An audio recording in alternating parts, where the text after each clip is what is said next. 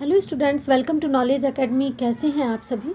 सर्वे भवन्तु सुखिनः की अभिलाषा के साथ आज के इस सेशन में हम पॉलिटिकल थिंकर्स से संबंधित टॉपिक लेंगे और इसमें हम प्लेटो के दर्शन में सन्निहित शाश्वत तत्वों के संदर्भ में चर्चा करेंगे, यानी यूनिवर्सलिज्म इन प्लेटोज फिलॉसफी। यहाँ पर संदर्भवश मैं आपको रिकॉल कराना चाहूँगी कि प्लेटो के दर्शन में सन्निहित यूनानी तत्वों के संबंध में मैंने पहले वीडियो बनाया हुआ है। यदि आप अपने कंसेप्ट को क्लियर करना चाहें तो उसे अवश्य देखें, it will be beneficial for you.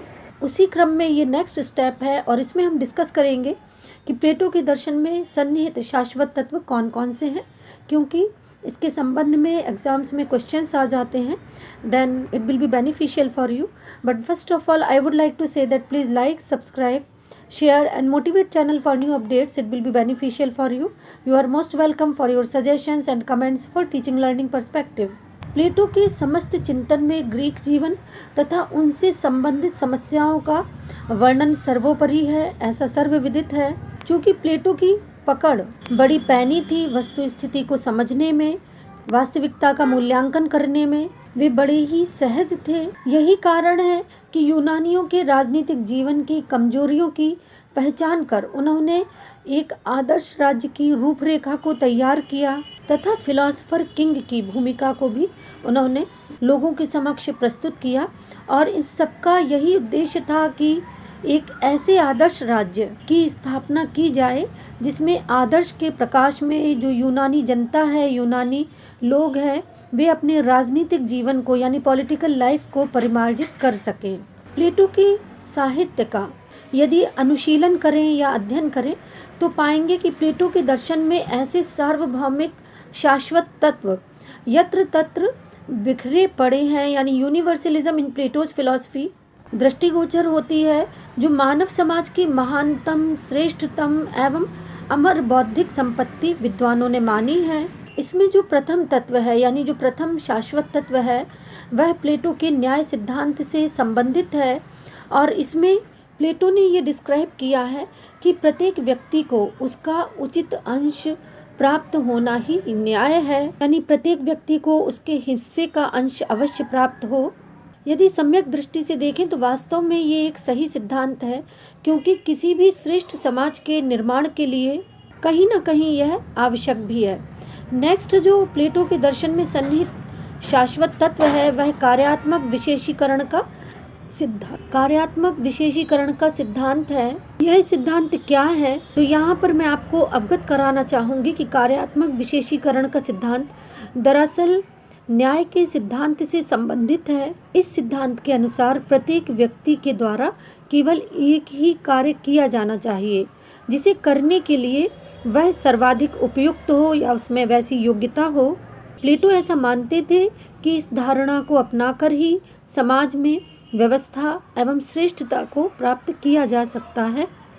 प्लेटो के दर्शन में सन्निहित अगला जो यूनिवर्सलिज्म का इम्पैक्ट है वह बुद्धि के शासन से संबंधित है। प्लेटो का ये विचार है कि शासन का कार्य सार्वजनिक बुद्धिमान व्यक्तियों द्वारा ही किया जाना चाहिए और शासन के क्षेत्र में गुण तथा योग्यता को सर्वोपरि होना चाहिए, यानी गुण एवं योग्यता को सर्वोच्च महत्व प्राप्त होना चाहिए। एक सार्वलौकिक सत्य उन्होंने इसे माना है और कहा है कि मानवता का कल्याण वास्तव में बुद्धि के शासन के द्वारा ही संभव है, यानी उन्होंने शासन के क्षेत्र में गुण एवं योग्यता को सर्वोपरि माना है। नेक्स्ट जो प्लेटो के दर्शन में सन्निहित शाश्वत तत्व है वह स्त्री पुरुष की समानता से संबंधित है। प्लेटो दरअसल स्त्री को राज्य की सेवा में लगाना चाहते थे। वे मानते थे कि स्त्रियों को यदि समुचित अवसर प्राप्त हों तो वे जीवन में आगे बढ़ सकती हैं। वर्तमान समय में विश्व के सभी प्रगतिशील देशों में हजारों स्त्रियां सार्वजनिक क्षेत्रों में कार्य कर रही हैं। इसके अतिरिक्त प्लेटो ने अन्य संदर्भों में भी अपने विचारों को स्पष्ट किया है, जिन्हें प्लेटो के दर्शन में सन्निहित शाश्वत तत्वों के संदर्भ में ही देखा पढ़ा जाता है। जैसे प्रजातंत्र पर प्लेटो ने अक्षमता, अयोग्यता, स्वार्थपरता तथा अज्ञानता का आरोप लगाया। और आज के संदर्भ में यदि देखें तो प्रजातांत्रिक परिप्रेक्ष्य में या संदर्भों में जिस तरह के संकटपूर्ण परिदृश्य पैदा होते हैं या संकटपूर्ण स्थितियां बनती हैं, उसके आधार पर कहा जा सकता है कि प्लेटो के दार्शनिक शासन संबंधी विचार अत्यंत महत्वपूर्ण है। यानी फिलोसफर्स किंग की जो रूपरेखा प्लेटो ने तैयार की थी वह आज के परिवेश में कहीं ना कहीं कारगर हो सकती है, ऐसा विद्वानों ने माना है। प्लेटो के संपत्ति विषयक विचार भी आज भी महत्वपूर्ण है तथा मानव के आर्थिक जीवन में क्रांति लाने की प्रेरणा देते हैं। प्लेटो ये भी मानते थे कि वातावरण का मनुष्य के निर्माण एवं कार्यों पर प्रभाव पड़ता है, अतः जो एनवायरनमेंट है उसका एक स्पेसिफिक रोल है और यह कंट्रोल्ड होना चाहिए। प्लेटो के जो शिक्षा से संबंधित विचार हैं उनमें भी शाश्वत तत्व सन्निहित हैं। व्यक्ति तथा समाज के लिए शिक्षा को उन्होंने महत्वपूर्ण माना है और जितनी मजबूती से उन्होंने इसे स्वीकृति प्रदान की है उतनी ही दृढ़ता से बहुत कम राजनीतिक चिंतकों ने यानी पॉलिटिकल थिंकर्स ने इसे एक्सेप्ट किया है। यानी शिक्षा को उन्होंने बहुत अधिक महत्वपूर्ण माना है, ये सर्वविदित है। इस दृष्टि से यह भी एक शाश्वत तत्व है। प्लेटो के विचारों के अनेक तत्व इस दृष्टि से भी शाश्वत हैं कि उन तत्वों के संबंध में समय पर विचारकों तथा आंदोलनों को प्रेरणा प्राप्त हुई है। प्लेटोवादी चिंतन का पुनरुत्थान 16वीं शताब्दी में पुनर्जागरण आंदोलन के साथ हुआ। सर थॉमस मूर की रचना जो यूटोपिया है, इसमें भी रिपब्लिक का प्रभाव लक्षित होता है।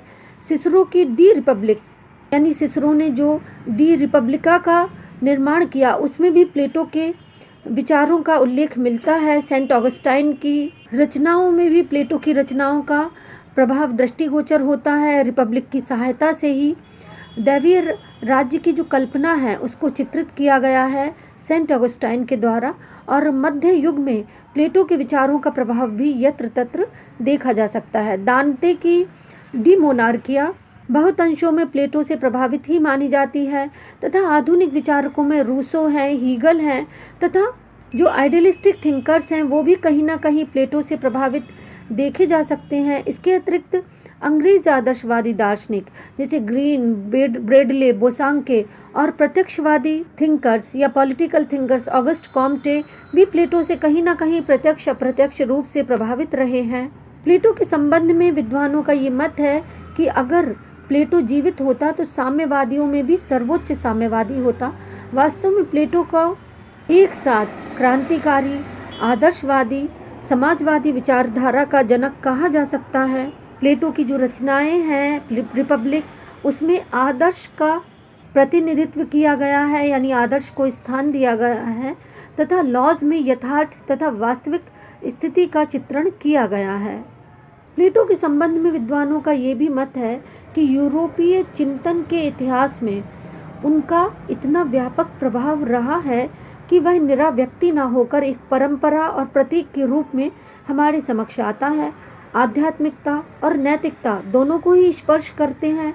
आध्यात्मिक और नैतिक वैशिष्ट की जो परंपरा प्लेटो ने प्रतिपादित की है वह उसे शंकराचार्य, दांते और कांट की श्रेणी में स्थान दिलाती है, यानी इन महान विचारकों के समतुल्य मानती है। वह उदारवादी ना होकर भी राजनीति को स्वार्थपूर्ण मनोरथों, धन, लिप्सा तथा अन्याय तंत्र के आक्रमणों से मुक्त करने के लिए हमेशा प्रयत्नशील रहा है तथा कहीं न कहीं लोकतांत्रिक जीवन शैली को भी आकृष्ट करता रहेगा। इसी तरह से मैक्सी ने भी कहा है कि प्लेटो की रचनाएं 24 शताब्दियां बीत जाने के बाद आज भी आदर के साथ पढ़ी जाती हैं, इनसे प्रेरणा ग्रहण की जाती है और इनके आधार पर अपने मतों की पुष्टि भी की जाती है।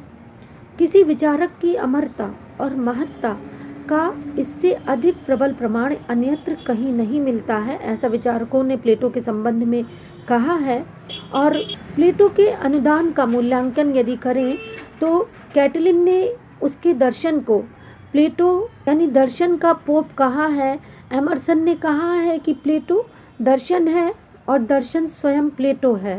Plato is philosophy and philosophy is Plato, ऐसा उन्होंने कहा है। आई थिंक इससे अधिक श्रेष्ठ शब्दावली का प्रयोग क्या हो सकता है प्लेटो के संबंध में। वास्तविक दृष्टि से यदि देखें तो प्लेटो ने समस्याओं के संबंध में, स्पेशली जो राजनीतिक प्रॉब्लम्स थी या पॉलिटिकल प्रॉब्लम्स थी, उनके संबंध में जिस तरह से अपने राजनीतिक दर्शन को स्पष्ट किया, जैसी गहरी समझ, सूझबूझ और पैनी दृष्टि को उन्होंने प्रस्तुत किया। वास्तव में उसके कारण प्लेटो अजर अमर बने हुए हैं और शाश्वत प्रश्नों के गंभीर समाधान, रोचक मीमांसा उन्होंने प्रस्तुत की है। प्लेटो के बारे में ठीक कहा गया है कि यूरोपीय दार्शनिक परंपरा की सामान्य विशेषता यही है कि यह प्लेटो के विचारों की टिप्पणियों की श्रृंखला का संकलन मात्र है। यानी यूरोपीय दार्शनिक परंपरा में प्लेटो के विचारों का प्रभाव यत्र तत्र है और प्लेटो के अभाव में ये पूर्णता को प्राप्त नहीं हो सकती। आई होप प्लेटो के अनुदान को समझने में ये जो टॉपिक है आपके लिए बेनिफिशियल रहा होगा। प्लेटो के दर्शन में सन्निहित शाश्वत तत्व प्लेटो के अनुदान तथा उसके मूल्यांकन के संदर्भ में है। Plato's contribution and estimate. That's all for today. Please take care of yourself. Thank you for being with me.